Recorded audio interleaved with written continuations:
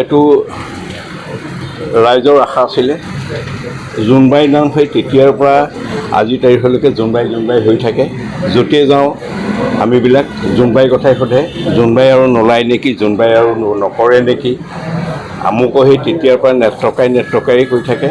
আৰু এই বস্তুটো আমাৰ বহুত দিনৰ পৰা আলোচনা হৈ আছিলে, মানসো কৈ আছিলে। আমি কথা বতৰা পাতোঁ যে আমি জোনবাই প্ৰভাৱটো ৰাখি নতুন ৰূপত যে আমি ছবি গৃহলৈ অনাটো চেষ্টাটো আজি আমাৰ মুহূৰ্ত হৈ গ'ল। গতিকে আশা ৰাখিছোঁ ৰাইজে আঁকোৱালি ল'ব বুলিও আশা কৰিছোঁ। জোনবাইৰ প্ৰতি অসমবাসীৰ এটা ডাঙৰ আৱেগ আছে আৰু সেই আৱেগটোক আমি ধৰি ৰাখিব পৰাটোহে আমাৰ মূল লক্ষ্য হ'ব।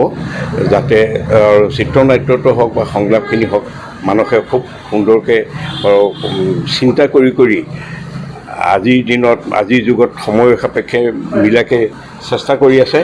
আৰু আমিও চেষ্টা কৰিছোঁ যে আগৰ সেই ধাৰাবাহিকতাটো আমি ৰক্ষা কৰি আগৰ চৰিত্ৰটো যিটো কৰিছিলোঁ এতিয়া নেত্ৰটো আজি কিছু বছৰ হৈ গ'ল। সেই নেত্ৰ চৰিত্ৰটো মই সেই নেত্ৰৰ যিটো প্ৰভাৱ আছিলে, সেই নেত্ৰৰ যিটো চাল চলন, তাৰ আচাৰ আচৰণ, সেইখিনি ৰাখিবলৈ অপ্ৰাণ চেষ্টা কৰিম যিমান পাৰোঁ, তাকে আশা কৰিছোঁ।